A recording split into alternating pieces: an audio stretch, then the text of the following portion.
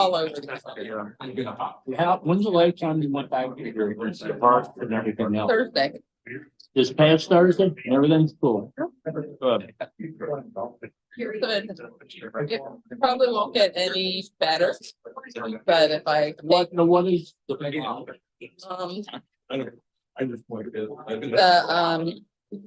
the ejection fraction is where it pushes your blood out of your heart, and mine is normal is over 50, and mine's 55.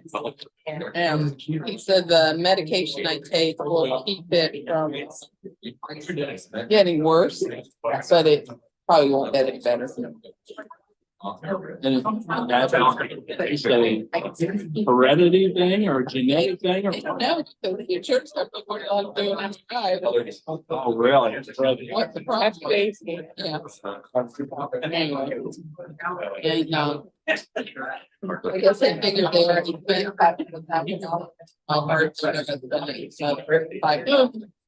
yeah, that's what my bill was for that year. How long? Like three. And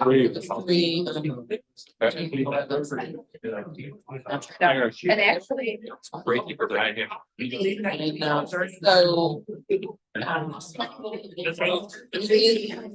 so they read it. My heart. They said I've had 2 episodes.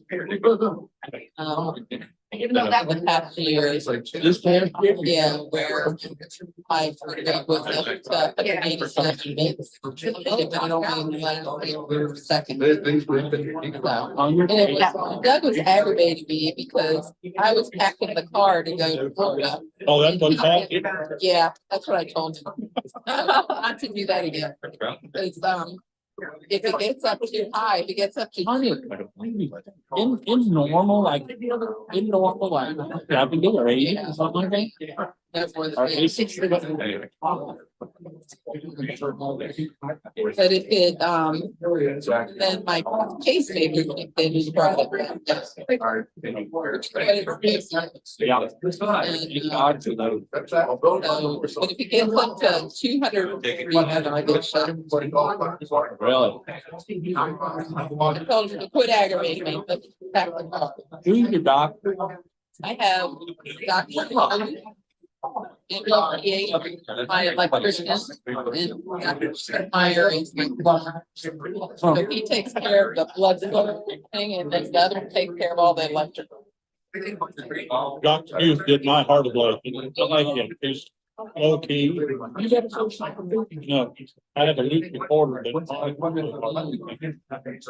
You have a monitor in your heart? I have a pacemaker defibrillator. And then I have a monitor that is on my iPad that makes me bed. And then So like reading off your pacemaker.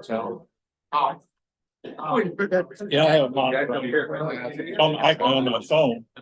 I have to keep my phone next to me on the bed. Guys here, we're gonna go ahead and get started here early today. How you doing? I'd like to welcome everybody to the August 26th edition of Rotary. We got a good one for you today, I think, I hope. I'll be more on. Turn it off again. Maybe. We could do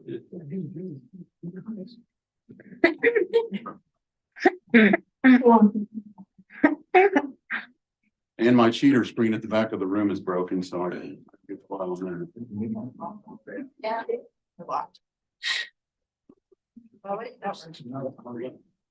Keep going. There we go. It's going on. It had to think about it. Yeah, it needed a little. All right, here to do our prayer pledge and four-way test. Mr. Gary Grossman. Pray with me, please. Father, thank you for this beautiful day and for the gift of life. Thank you for the privilege of belonging to Rotary and for doing things around the world that blesses other people. Thank you for our program today, our speaker, and for each one that's here. Help us to gain knowledge and be more useful to you in the days ahead. In Jesus' name. Amen. Amen. I pledge to the flag. Where is the flag? Right there. I pledge allegiance to the flag of the United States of America and to the republic for which it stands, one nation under God, indivisible, with liberty and justice for all. And the four-way test of the things we think, say, or do. First, is it true? Second, is it fair to all concerned? Third, will it build goodwill and friendships? Fourth, will it be beneficial to all concerned? Thank you very much. Any updates from team two? Good job. Nope. And run on. Gone with our sergeant at arms. Yes, sir. Thank you, Ian. We have some Zoom friendly faces here and a bunch of them aren't signed in. So we're gonna have to figure out who that is. I want to give my sympathies to Rebecca. Thank you for coming and trying to help us. I'm sorry that Susan messed up the credit card thing. That was not intentional, but I guess today there is finally a free lunch. So Ian's kind of sweating it over here. No, we'll make it right. We'll get the credit cards in there, and if it doesn't work, we'll welcome. And tell us what you do. You can stand up and be happy now. I'm a senior and I think you must graduate this December, and I was here to learn about the community and what other people do. Great, welcome. Thank you. We have some folks over here. Peter, you want to introduce some of these folks? Sure. They don't have the pins on. I'm used to seeing the pins. We all know Angela. Angela Hagedorn's a lender at the Heritage Bank. Nick Hart is a lender at the bank, and Scott Raw is a manager at our Cold Spring office. And Nick and Scott are trying to start a Rotary in Campbell County. A Rotary.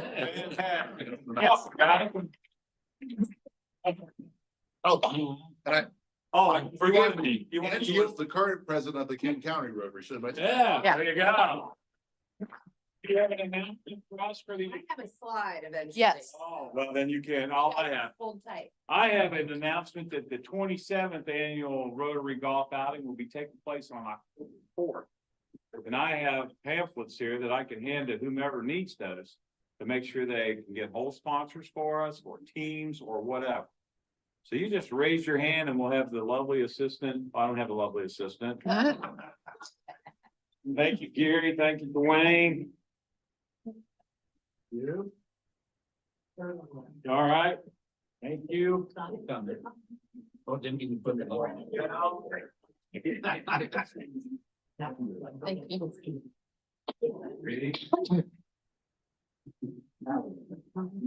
I know it's a non-election year here locally, but the politicians still have money left over. So make sure that we hit them up. We don't want to forget their names. Yeah.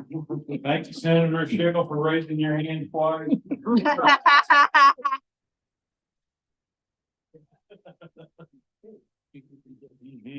Oh, Gary, yeah. All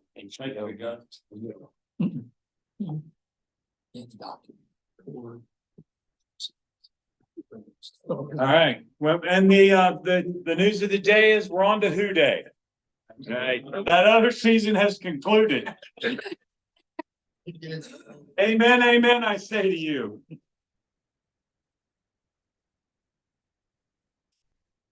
All right. So Rotarians out and about. The chamber photographer took the most unflattering photo I've ever seen in my life. Who's got better pictures? Let me know. On the drive. Did you? Okay. Is that a beard? 5 o'clock shot. I wore, so this is the same suit I was wearing in my headshot, and I was gonna tell a joke about it, but then they flipped through that frame so quick. I'm like, okay, never mind, that's lost on everybody. But then a few people mentioned, hey, you're wearing the same tie as me. Julie, Yes. you want to talk about your trip? Yeah. So I went to the lovely country of Ireland, to Dublin, and then kind of traveled around. Fell in love with it. If you ever get a chance to go to Ireland and Dublin, go. They're so welcoming, loved it.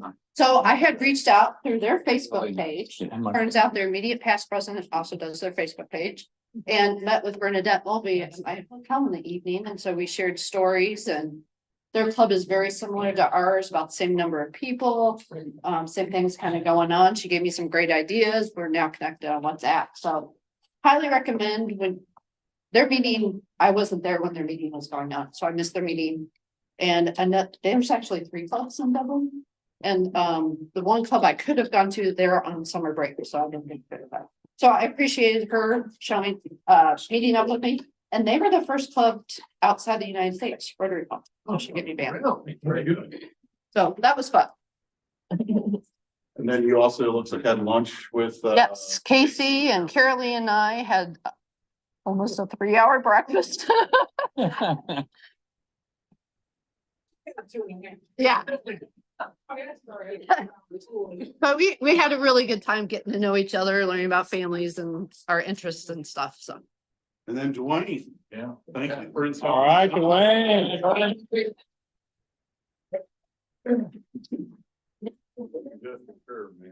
So we got what, 18 Houston Road, Weaver Road. Yes. And where was it, 42, US 42? 18. They look really good. 42. Right by the Speedway. Right in front of the Speedway. Coming from Burlington. Coming from Burlington on the right side. What is that, the south side of 18, The date, south side? our Citizen of the Year celebration is September 30th. Can I talk about? The golf outing is Friday, October 4th. As the chairperson of team number 1, I'd like to announce our Citizen of the Year. We had some awesome applications or nominations that were put in. And so it was really hard to choose, but Donna Wilmhoff will be our Citizen of the Year.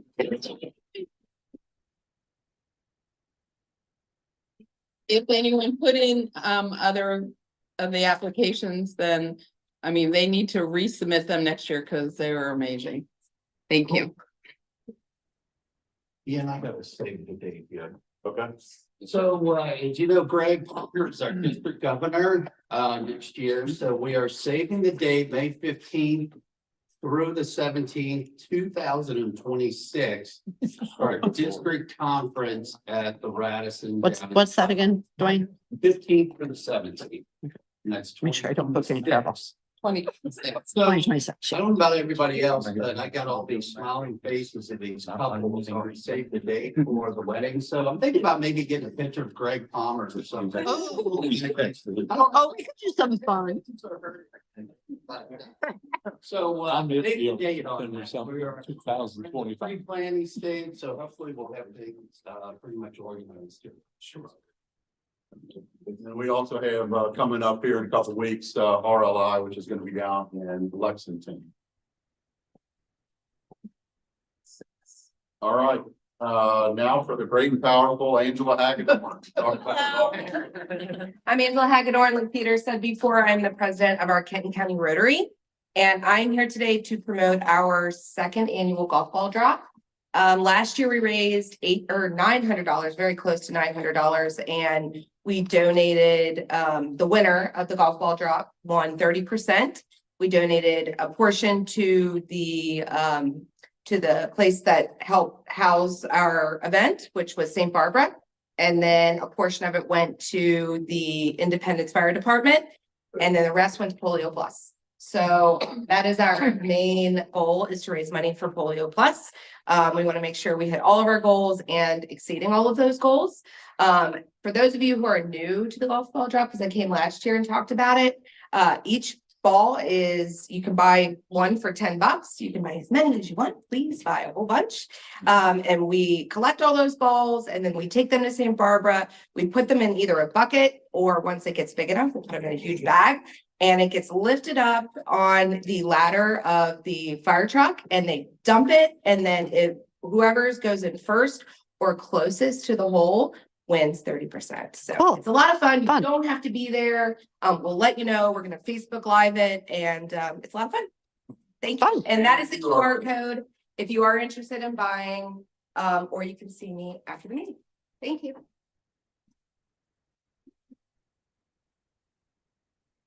We got some birthdays. These are September birthdays, I believe, so. Yep. We got Michelle, Bill Baker and Mary Price on celebrating birthday. Hey, happy birthday. I forget them. And it looked like Mary gave herself a birthday present by joining. Rotary. Barb Keeling, 18 years as a Rotary. Hey, one for me. If it's wrong, All right. get fixed in that maybe. Anybody got any happy bucks? Michelle. $1 for my birthday. Looking back your age, Michelle. You got my birthday because that one is for me. Anywho, I have $1 that will go to Fort Bank, my employer. Fort Bank supports employees that volunteer in charity organizations. And so they recently provided $100 donation that I am giving to our club today. Oh, nice. Oh, wait, Michelle, can you come up and we'll do a picture? So that way we can give it to you so that. We'll take it out of the envelope there.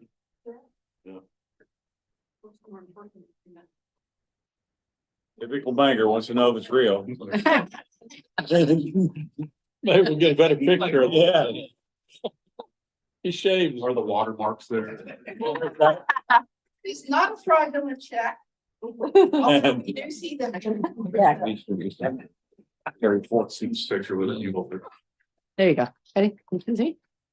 Okay, thank you. All right, thank you. Appreciate it. Hopefully that's a better picture this one. Hey. Thank you. You got another happy birthday. Yep, I've got two actually on a personal level. Earlier this summer, my son, unbeknownst to his mother, proposed to his girlfriend of 2 years on the beach in Hilton Head. And so they are going to be married next spring, so we're very excited. Aw. And last week, my youngest son just went through a pinning ceremony at the University of Kentucky. He is in the first year of law school.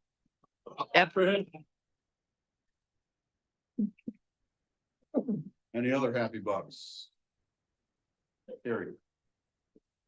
I have one personal and one professional. You all met Grace. She finally defended her thesis successfully and has officially graduated. The other one is the library will be opening the new location in Walton on September 29th. So 1 o'clock is official.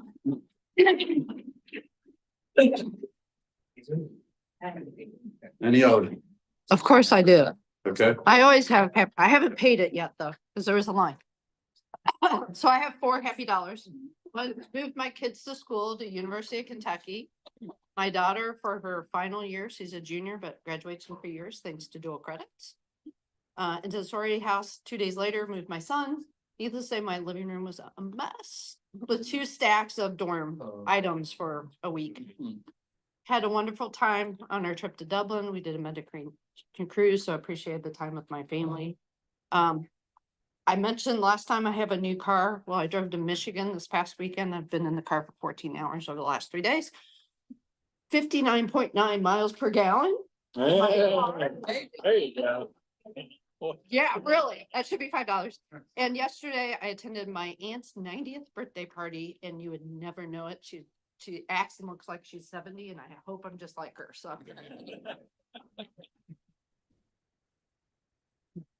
And I've got one too. Tonight at 7 o'clock, for the first time in its 90-year history, the St. Henry Crusaders will field a football team. nice.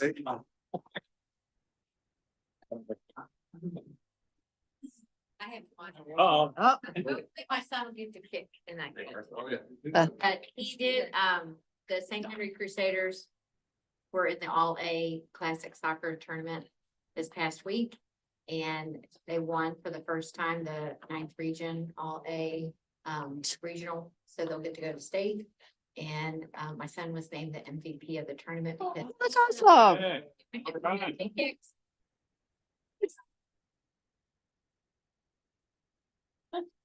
Okay, So that football team's undefeated, huh? Yeah. there you go. For 90 years. Yeah. If you own one of those St. Henry, undefeated since 1933 shirts, you can probably. There you go. There you go. Don't expect too much, I don't think, on this. Everybody starts somewhere, right? Right. Now for the main event, Okay, Julie, you want to introduce our speaker? I will introduce, except for I had printed out Janet's bio. And somehow I misplaced it, so I don't know where I put it. So I'm just gonna give a little story. So, many of you know, I went through Leadership Northern Kentucky in 23, not this last class, but the class before. And Janet was one of our speakers on our economic development day. Our class could have spent half of our day with Janet, grilling her with questions because we found her fascinating.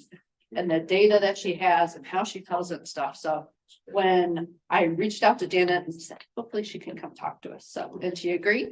And so hopefully you'll find her as fascinating and brings those questions of curiosity out, just like it did in our class. So thank you. Okay.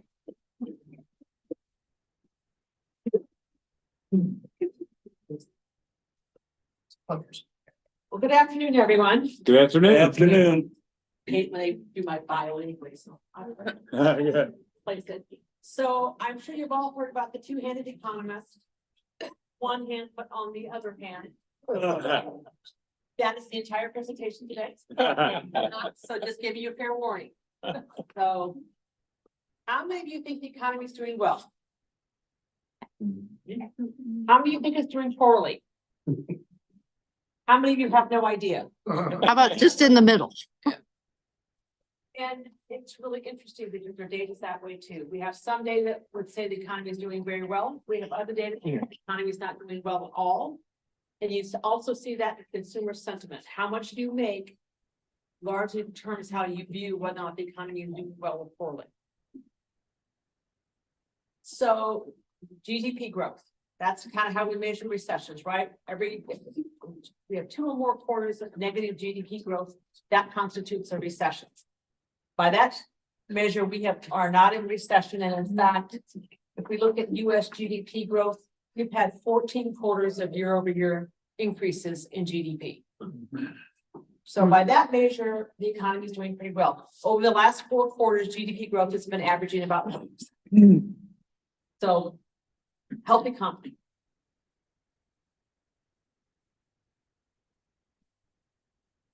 Now, when you look at it by state, you can see there's a lot of variation across states. A recurring theme of the data. Ohio is not growing as fast or doing as well economically as Kentucky overall. Cincinnati is beating both states when you look at them as their own region. So we're kind of like a bright spot for both states in terms of our economy. But if you look at us compared to the rest of the country, it's like, well, we're doing better than everybody. Right. You could also say we're sucking less than the rest of us. So I like to look at it. This is where when people say the economy is not doing well, I'm not confident in the economy. It's that Americans have not caught up to the pain of inflation. So, you know, the Federal Reserve likes the personal consumption expenditures better than the consumer price index. They both measure inflation. Nobody but economists care about the difference because they move together. And by either measure, inflation is improving. The rate of inflation is slowing. But that doesn't mean that prices are coming down. It just means they're not rising as fast. So when we ask people, this is why a lot of Americans don't feel good about the economy right now. We ask them about their 4 walls. These are the basic expenses you need to live on. Your housing, your shelter, food at home, transportation, etc. The prices are going up. They continue to rise. They're just not rising as fast. So for people, particularly those on this lower half of the income, they are not doing well, and they are really struggling with the impact of 4 years of inflation. If you look at July of 2019 to date, so you can see how we done pre and post pandemic, prices are up pretty much 25% across the board on those 4 basics you need to run your household. Does the tenant and household insurance up 3.6? Does that ring true to you? No. No. It's because some states are not having the rises that other states are having. And it's kind of weather dependent. If you go to California or Florida, their rates are going up a lot more than that. And then look at shelter up 25%. Does that ring true to you or not? Yes. Close. It's pretty close. Yeah. It seems low in some markets, but for us, it's about right. But when you look at inflation adjusted weekly earnings, they're up a whopping 1.5% nationally. So if you're on the lower end of the income stream where you're spending most of your income on necessities, and all your necessities are going up by 25%, and your income's going up by 1.5%, you are behind the curve. I think that's the thing people miss is the inflation is adjusted for everybody, but we don't all spend on the same stuff. I don't expect you to go out of this graph, but I always have to feel compelled to include it. But when you look at average weekly hours and average weekly earnings in Cincinnati, you would say, well, they're not down, they're looking okay. But when you look at them pre and post pandemic, on average, people are earning about $9 less a week. And you're like, oh, come on, $9 a week, what's the problem? But again, this doesn't take into account the impact of inflation. So for most people, their spending power is down at least 10% in the metropolitan area. This is where you can really see the impact for low-income houses. So in June of 2019, they said it for the average family for mom and dad and a couple of kids, it would cost you $630 a month with your family. That same family today needs $980 a month to feed their family the same food. That's an increase of 55.5%. Again, you're adjusted for inflation, the wages are up a whopping 1.5%. But food is up 55.5%. So again, if you're on that lower end of the income stream, this is very hard because food takes up a larger percentage of your salary than you got to go. Median prices of houses sold nationally, they're only up $90,000, right? 28% increase. You adjust it for inflation, doesn't seem that much. Houses in real dollars. In Northern Kentucky, over the last decade, prices have more than doubled for houses. They're up over 100% that decade. Yeah. When we talk about young people being housed out of the housing market, they're not just whining. I have a graph to show you here. They're really are being right out of the housing market. This is just looking at Cincinnati. It's just another way of looking at it rather than Northern Kentucky. This is all of Cincinnati. You look at pre and post pandemic, over 59% in 5 years. And there's very few young people, young adults who are going to have gotten a 60% raise in those 5 years. So when we look at inflation impacts and the impact on prices, what we're saying is, yes, the rate of inflation is slowing. That does not mean that prices are coming down.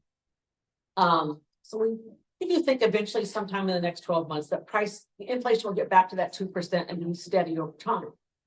That doesn't mean prices are going back down. And what's the primary reason that prices don't go down? Anybody want to shout out what they think that might be? Greed. Wages. There you go. Once you give somebody a raise, Can't take it back. you can't take it back. So we may have a federal minimum wage at 7 something. It is less than $8 an hour. How many people you know that actually work for $8 an hour? The effective minimum wage is closer to 15. Because, and once that's said, it doesn't really matter what the government does with minimum wage. You're not going to go back to that. The new minimum wage is basically $15 an hour. But again, given the average wage increase, when you adjust it for inflation, most consumers have less spending power today than they did in 2019. What are the financial markets telling us? One of the things I always remind people is that half of Americans are not in the financial markets. So for them, this doesn't really matter. Doesn't affect, they don't see how it affects their about their day-to-day life. And the other thing I always remind people is less than half of all businesses are measured in the markets. Small businesses are not included. They're not incorporated. Is it a bull or bear market? What do you guys think? It has been since October of 22. How many of you think we're heading for a bear?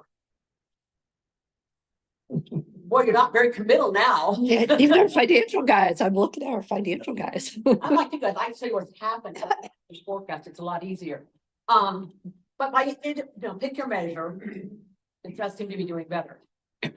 The thing though, I always remind people, 80% of the growth in these three stock, pick them, whichever measure you like. 80% of the growth since the pandemic has come from 7 stocks. Oh. The rest of the market's grown about 4%. Almost all the growth has been from those big 7 tech companies. Again, we had a huge run up in rates. We're sitting at about 5 1/3. For those of us that have a little silver in our hair, most of us are like, well, this is nothing like the 1970s interest rates, and that's true. But we went from having effective negative rates to +5. And the real impact, as we'll see, is what the impact it has been on housing and auto insurance rates. So how many of you think the Fed's going to cut in September? Okay. That's what the market's betting on. So how many of you are betting on 0.25%? How many of you think it'll be a half? Anybody think it'll be more than a half? I would bet on 1/4. If I had to bet, that's what I would bet on. But this is where you really see the impact. The average new car, because of the increase in price and the increase in financing, the average auto payment right now is $735 a month. I don't know where people are getting the money myself, but What is the average term now? Yeah. The average term. 5 years, usually 3 years. Now it's 6. They're trying to push 6. yeah, 2 months. yeah. That's the only way they can afford it, by stretching them out. But I never, as an economist, I'm spending $735 on an asset that's just appreciating every day. Yeah. That just kills my soul. Then the other thing, if you look at credit cards, the average interest on credit cards is now 22%. Now, Wow. thing I think is really interesting is I just got a credit card notification about new card, and they're going to charge 30% interest. Yeah, we just got one too. Yeah, I'm like, why would you sign up for that? one that we already have. And everybody knows this, once those credit card rates go up, Agreed. they come down very slow. It's like gas prices. Sums it up. This is the impact on the housing market. The average mortgage rate has basically doubled. Being post-pandemic. And when you couple those two together with higher prices and higher interest rates, you are pricing people out of the market. Okay. This is where the rubber meets the road. So let's say, first of all, that median price went from 313 to 412 in 5 years. You now need, if you want to avoid PMI, primary mortgage insurance, you have to put down 20%. So to buy the average house now, you need to come up with $83,000 in cash. Crazy. Not many people had $83,000 sitting in a checking account somewhere. At 7%, your payment and interest, this doesn't include taxes and insurance, has gone from $1,500 to $2,600. Your monthly payment's gone up by almost $1,100. That's an increase of 76%. And again, employers will say, we've been raising people's wages, and you have. But it is not keeping up with people's housing costs. And this is why so many people say the economy is not doing well. It's because they truly are priced out of the housing market. How many 20, 30-year-olds do you think can come up with $80,000 cash to put down on a house? And then finance a $2,600 a month payment? Yeah. The only good news is that houses don't cost quite this much here. The median price for our now to buy the median priced homes. Need an annual income of over $110,000. That's a 50% increase since 2020. But the median household income is only 75,000. It's not. That's why they're second renters. So, you know, but the median would say half of Americans make less than 75,000 household income. We're saying that half of all houses cost. You need 110,000 to buy into them. So the yield curve, how many of you think the yield curve is predictive or not? It has been. Since World War II, it has predicted. It is, the yield curve has inverted every time before a recession. And it lagged somewhere between 12 and 18 months. But we're now looking at 24 years or 24 months. So some people are asking, is that no longer an indicator? Or is it because the Federal Reserve has been playing so much by buying and selling assets that it's kind of made this not as useful as it used to be as a predictor of recessions?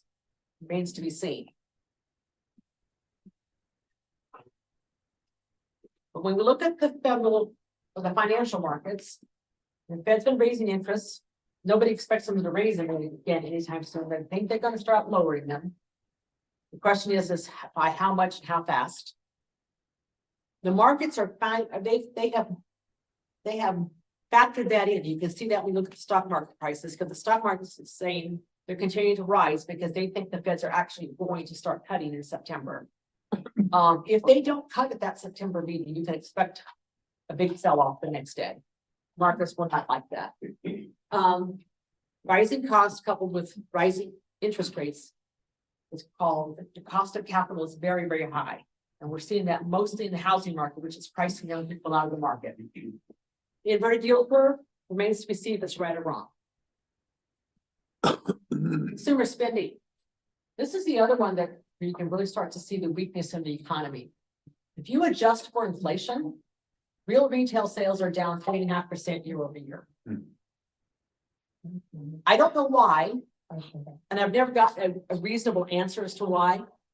They never report retail sales in inflation adjusted dollars. They always do them in nominal dollars. Well, in inflationary times, then retail sales are always going up.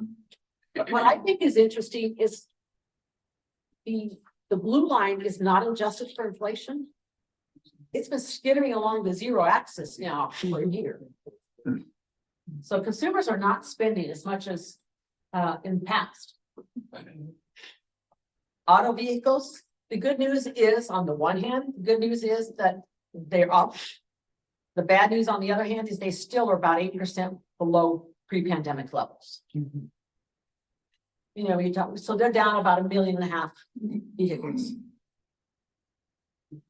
This is the other one that's kind of surprising because you look at retail sales and it doesn't look very good for consumers. But when you look at delinquency rates on credit cards, by historical standards, they're quite low. Delinquency rates are running about 3%. At the height of the last recession, they were almost 7%. So looking at this, you would say, for however they're doing, consumers are maintaining their ability to pay their debt. And we also see that on delinquencies and mortgages. One of the questions I have about this, because you can see, you know, you had almost 11.5% in the last recession, and it's down to 1.7 now. And I think that is not so much that consumers, I think this is because we've tightened the lending standards after the 2008 recession. Yeah. So that is the good news of these rates remain historically low for mortgage delinquencies. Consumers aren't happy about the economy. The index is above 100. They think the economy is going to grow. If it's below 100, they think the economy is doing poorly. Consumers are not, they're not very optimistic about the overall economy right now. And I think that goes back to, they're not looking at GDP, they're looking at the price of eggs at the grocery store. And that my kid can't buy a house. I can't buy a new car because it costs too much. They're looking at prices, not GDP growth. So again, retail sales are slowing by either measure. You adjust for inflation, it's turned negative. But on the good news is, despite high prices, despite high interest rates, the default rate's relatively low. And so again, the consumer sentiment index has been hinting at a recession along with the inverted yield curve. So when we look at just the macro, we've got a lot of stuff that looks positive. GDP is growing, the rate of inflation is falling. The delinquency rates are relatively low. We expect inflation or interest rates to get cut in September. On the other hand, when we look at retail sales, they're negative. Prices remain very high for homes and autos in particular, and the consumer index would be hinting at a recession. So which one do you think? Do you like I mean, we all like the top one better, but it does hint that we might be going to interpret it, but not a recession, at least a slowdown. Here's where you get some really confusing numbers in the labor market. We've now had 40 months of year-over-year employment growth nationally. So that's really good. I think most people would say that's a labor market in good condition. So how many of you read about the job numbers being revised down? Contrary to what the media would have you believe, this is not a political story. This is about how data are collected. They collect the monthly via a survey of businesses. And you know what? Not all businesses reply every month. And so they go every quarter and they collect data based on the money you pay into Social Security. And then so they get a much better measure from actual administrative data. And once a year, they benchmark to the March counts for how many people were in the unemployment insurance bucket, which covers about 97% of employees across the country. In a typical year, the average revision for the past decade has been about 0.2%. This time it's 0.5. So yes, it's higher than normal, but it's not like it's wildly out of difference.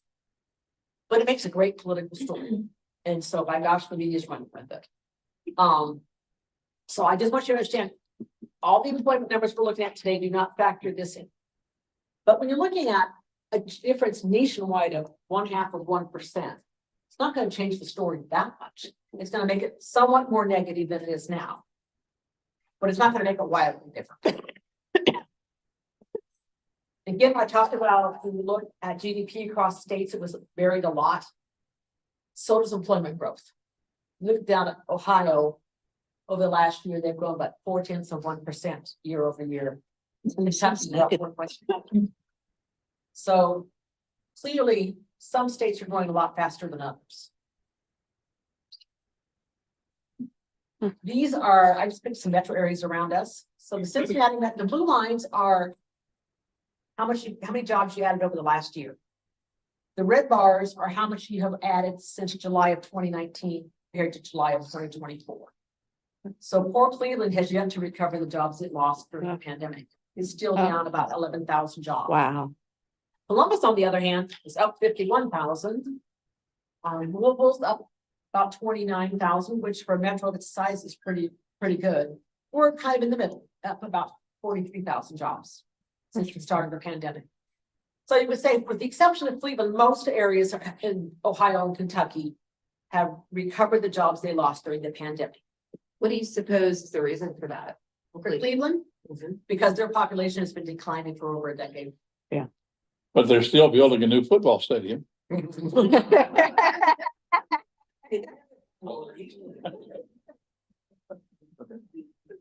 very interesting. Is so overall population has been declining for over a decade. And it's because native born Americans are leaving. The only population growth they've been getting by and large is from international people coming there. We're just the opposite. Almost all of our growth is just natural growth, births, minus deaths. We get some from international, almost nothing from domestic. And you notice too is employment by sector. If you look at the last, on the left is pre and post pandemic. This is just last year, and you can take retail trade. That's the area that it has yet to recover the jobs it lost during the pandemic. Is it because the jobs don't exist or because they can't find the workers to hire to fill the jobs they have? Yeah. Data don't tell us that. Talking to employers, I think it's about 50-50.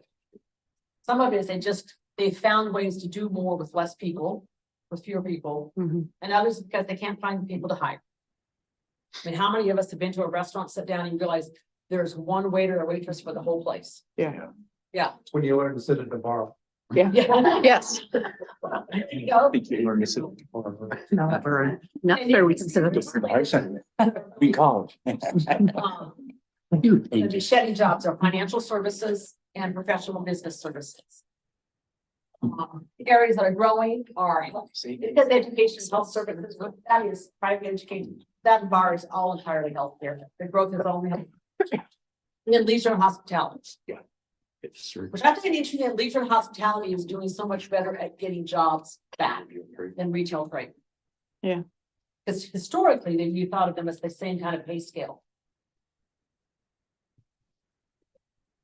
So the unemployment rate, again, are you half full or half empty glass person? I mean, 4.9% is not high unemployment rate, but it's higher than before we went into the pandemic. And it's been rising for the last few months. Most people would think that 4.9% is anything to panic about, but it's going in the wrong direction. And you can see that when we look at some of the next numbers. We don't have job openings for anything below states. So this is looking at year over year, the change in openings. This doesn't mean that openings have gone negative. You've had positive openings for the last 18 months, but the rate of job openings has been declining for 18 months. So again, on the one hand, we have job openings. On the other hand, the number of job openings, the rate of that growth is going down. One of the things that our traditional employment numbers do not capture is the gig economy. So if you are self-employed, whether you're a high-end consultant or you're running an Etsy shop, you are not counted unless you work for an employer. So if you're self-employed and you have no paid employees, you're not in those employment numbers. And so Census Bureau has finally decided they're going to try and capture that and try to measure that. And what we're finding is, first of all, the number has gone up a lot in the last 12 years or so. And the revenues have gone up a lot. So right now, individuals across the country are earning about $1.5 trillion in revenues by being self-employed. Yep. If you added that to the labor market, the gig economy would expand our labor market by about 15%. So one of the things people always ask about, how we have all these people who aren't working, what are they doing now? They just like sitting down in mom's basement playing video games? Well, 15% or so are actually working. They're just making their money outside of the normal employer-employee relationship.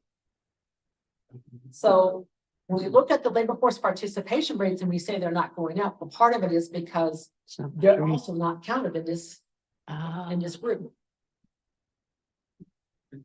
Okay. Because, we hear that people don't want to work today. Well, if you look at the labor force participation rate a decade ago, and you look at it today, it's pretty much flat. If you look at all people 16 and over, it's actually gone up since the 1950s. More people are working as a percentage of the population today than there were in 1950. If you look at the persons 25 to 54, it's gone up from about 67% to 82% today. That's because women entered the workforce in the 70s. But this is not what you hear in the newspaper, right? It's not what the news people have you believe. The fact is the people that are in those prime working years, they are continuing to work at the same rates they always have. Here's the two that are different. Teenagers. 16 to 19 years of age. Their participation rate has plunged by over 20% since the 1980s. But do you think that's because a lot of them are being more entrepreneurial and so they're not in the traditional measurements? In their case, I think it's more middle-class parents' attitudes towards what their kids should be doing in their teenage years. They want them to focus on school and activities that they think will help them get scholarships. And then people 55 and over are working less than they used to, though it's starting to go back up from where it was in the 1980s and 90s. And what happened here? What happened between the 30s and the 40s? Between having rates of 30% to 40%. We moved from traditional pensions 401ks. to 401ks. So people are waiting longer to retire because they don't have the security of an employer-based pension. Jobless claims are rising. So that's the red is initial claims for unemployment. The blue line is continuing. In both cases, nationally, they're growing. If you look at Ohio and Kentucky, they're pretty flat. Not doing much here locally. Again, the difference between Ohio and Kentucky is basically Ohio has more people than we do. If you look at the number of unemployed people from the number of job openings, at the height of the Great Recession, there were 6.5 people looking for work for every job opening that was available. When employers tell you they're having a hard time finding employees, today for every job opening, there's 0.8 persons available to work. And remember that these numbers do not account for the 15% of the population that's actually working as self-employed. So when the employers say they're having a hard time finding workers, and this doesn't account for the skills gap, that is correct. That is not a perception, that is the reality for them. Aha, now it's decided it doesn't like me either.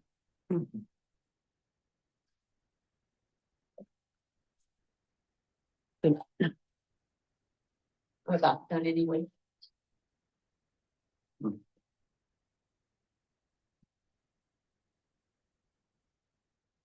There you go. So here's from Kentucky and Ohio.